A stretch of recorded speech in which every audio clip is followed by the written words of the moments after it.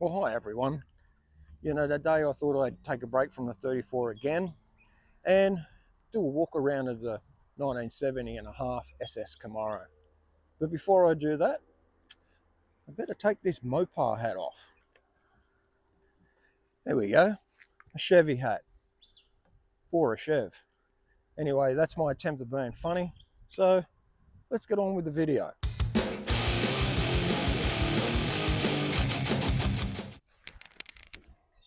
And well, there she is. What a sexy car the Camaro is. Well, the Generation 2 at least. It's got that wide hip look, like an old green Coke bottle. Now I say 1970.5 because they were a late production date. Most production cars start their cars the year before, but when the Generation 2 came out, it didn't start till February 1970.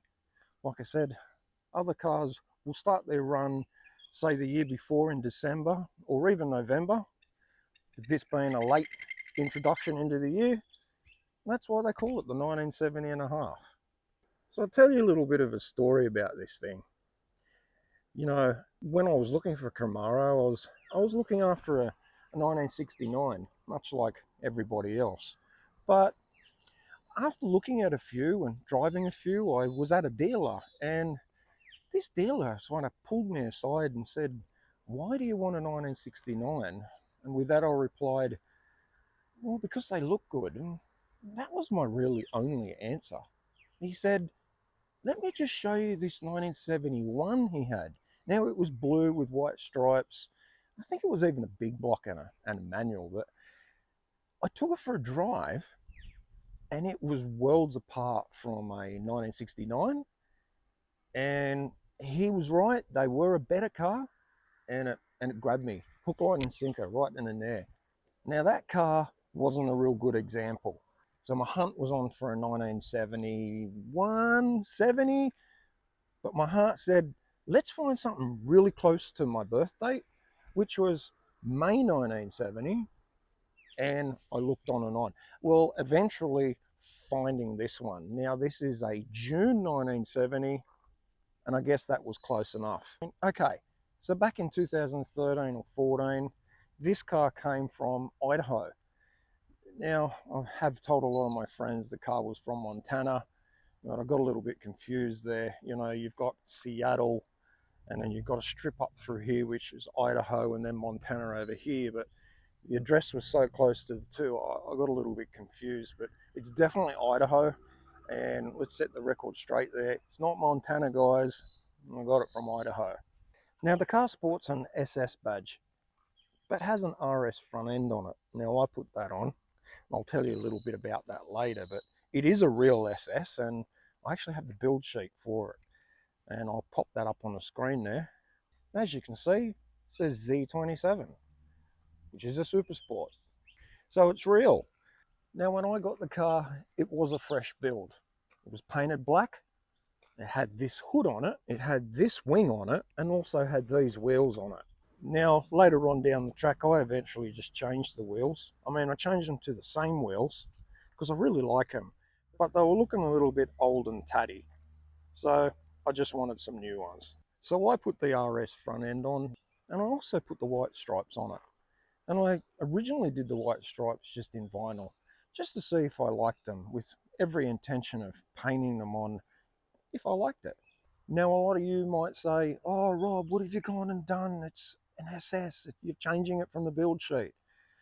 I don't really have a problem with that. One of the biggest changes was the color. The car was originally a white car with a black vinyl roof. And the guy had gone ahead and also put a crate motor in it, a 300 horsepower 350 in it. Well, now it's no longer a numbers matching car as well. And of course, there's that rear spoiler that we're still not certain what it's off. If anyone knows what that rear spoiler is off, please leave a comment below, and nice to know. Well, I drove this car for quite a while and I put a lot of Ks on it, and the paint was looking a little bit old. So I decided to get it touched up. Now, a lot of you people out there will know that when you take a car to a panel beaters or a paint shop, getting a little bit of a touch up kind of doesn't work. And it ended up getting a complete respray. So that's where we decided to paint the stripes on. I masked all that up and they painted it. And it turned out really well. I'm really happy I actually did go ahead and get a full respray in the end. Now, when I got the car, it had a piece of paper sitting about here with details that were kind of done to the car. So I'll grab that out and I'll read it through with you. So this piece of paper reads 1970 Chevrolet Camaro SS, and in inverted commas, documented. Well, I'm guessing that's relating to the build sheet. 58,000 original miles, fresh black on black paint, all new interior, including an OEM center console, new 350 cubic inch 300 horsepower crate motor with 3 years or 100,000 K warranty. Well, that's way over. A new radiator, new clutch fan, Edelbrock manifold, a 600 CFM carburetor, which when I got it, it had an Edelbrock carby on it. I've since changed it to a Holly. New headers and a new exhaust system. Now, this is a 2.5 inch stainless steel exhaust system. And this car was actually selected by Flowmaster as a project car. So I'm guessing they may have used this car to model up their new exhaust system. Now, this has what's called pancake mufflers in it. And when I researched the part number on the mufflers there, I couldn't find it anywhere on the internet anymore. Well, I could find it on the internet, but it was like an old listing. They don't list these mufflers anymore. It's got a real tinny sound, but I don't mind it. A lot of Australians here kind of like more of a low note to their V8s, but I think it sounds fine. And I'm going to leave it just like that. Now, well, there was a couple other things here, and it mentions the wheels, and it also says here rear Trans Am spoiler. Yeah, I'm not too sure about that. But anyway, moving right along. So moving to the interior, and we can see the steering wheel's been changed. I have the original steering wheel, but I like that one. And another thing I've gone and done is put Dakota digital gauges in it. Now, the reason I did this was because I wanted a kilometers per hour readout, and that'll come out, or that'll display just here. So the gauges look kind of original and they say miles per hour, but the readout is in kilometers, and that's kind of the best of both worlds, because as it's parked here, it looks like an original car. Well, close enough too. But as you're driving it, you've got all the benefits of digital gauges. Now, this car opted with deluxe trim, so that got the wood grain there on the dash and over here. And it's supposed to have one there as well, or a piece that goes in here that's wood grain, but it was looking really old and tatty, and I decided just to put an original one, like a base model one on. Now, another thing was this under dash panel section here, because I wanted to put a more modern stereo in it. And those that will know this is incorrect, because this is in fact a belt buckle light. Now, you can't get a 1970 under dash piece, so I'll have to settle for a 71. Again, I've got the original one, so none of that really matters. If I ever wanted to put it back to original, I can. But what that did was start a snowball effect. Because that was nice and shiny chrome, I had to change the glove box lid, the vent all the way over there, and all this underneath here as well. And another thing about the 1970 model, it was the first and only year to have low back and low headrests on the seats. Now, these all look in tip-top condition, and I'm guessing that's what the guy meant by new interior. It even has the original, let me get that down. There you go, the courtesy mirror. That's pretty trick. The hood lining's all nice. The trim really presents well. Oh, I did change the carpet as well. And those that would know, that it's supposed to have a piece of vinyl here. Now, the vinyl is there. It's actually under the carpet. I just went over the top. I figured that's fine. I mounted some speakers over there, and again, that's not where they're supposed to be, but unfortunately the holes were already drilled into that panel there. It's a shame, but that's the way it is. So in the trunk here, or the boot as we call it in Australia, it's got the original mat in the back too. Now it doesn't have a spare or a jack, but there's plenty of cars over here with the same stud pattern, so if I were to run into any trouble, there'd be plenty of people to give me a hand. I'm not fussed. So moving on to the front, there we are. We have a crate 350. Behind that 350 is a turbo 350, or turbo hydro 350 as they call them. I've serviced it a few times.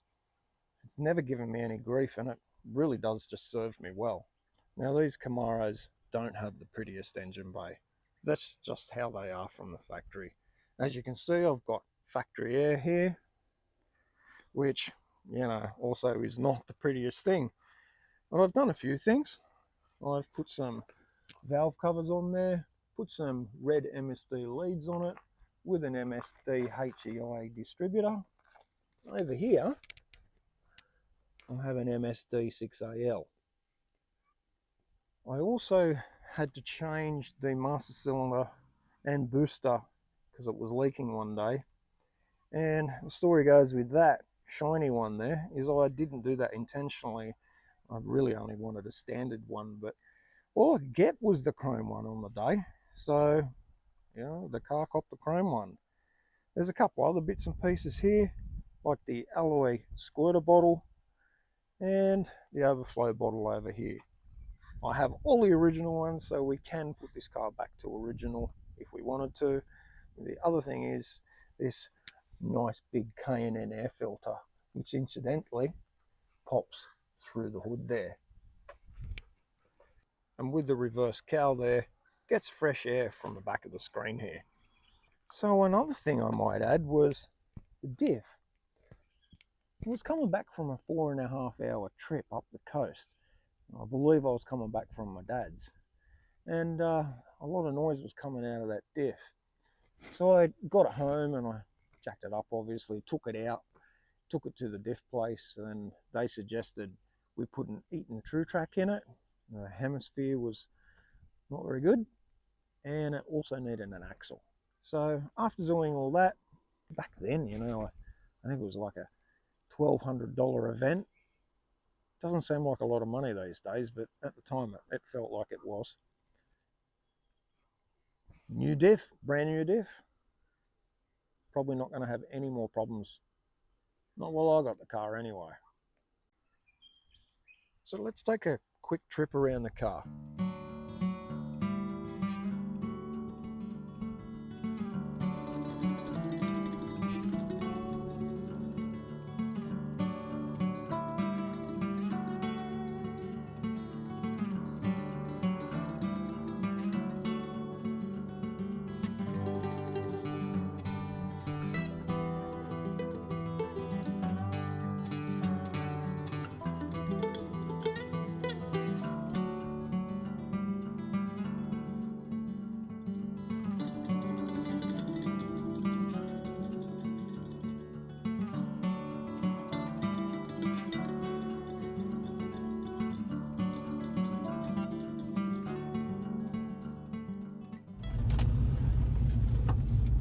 Let's just go for a quick drive.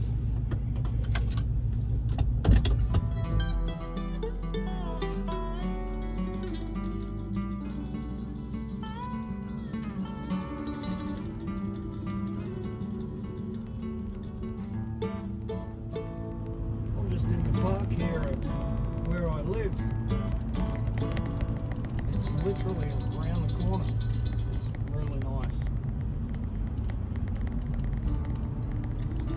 I bet a lot of you guys in the US there are thinking, you're on the wrong side of the road. Yep, I'm on the wrong side of the road. The left side of the road. A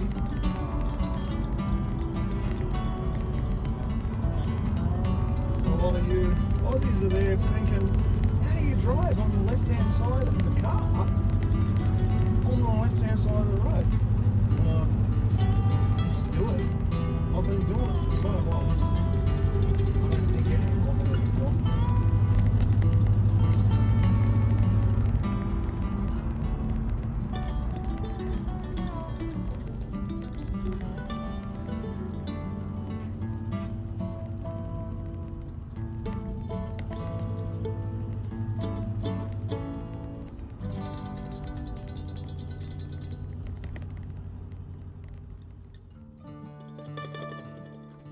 Well, with that done, there's nothing else to do on this car. It's pretty much done. Anyway, it's a Generation 2 Camaro, and there's not much more to tell you about it. There's plenty of them around, and well, this one's mine, and I love it just the way it is. So that's a wrap for this video, and for those guys that watch my videos, thank you. For those that subscribe, thank you. I hope you all have a very nice rest of your day, and I hope I catch you on the next one. See yous.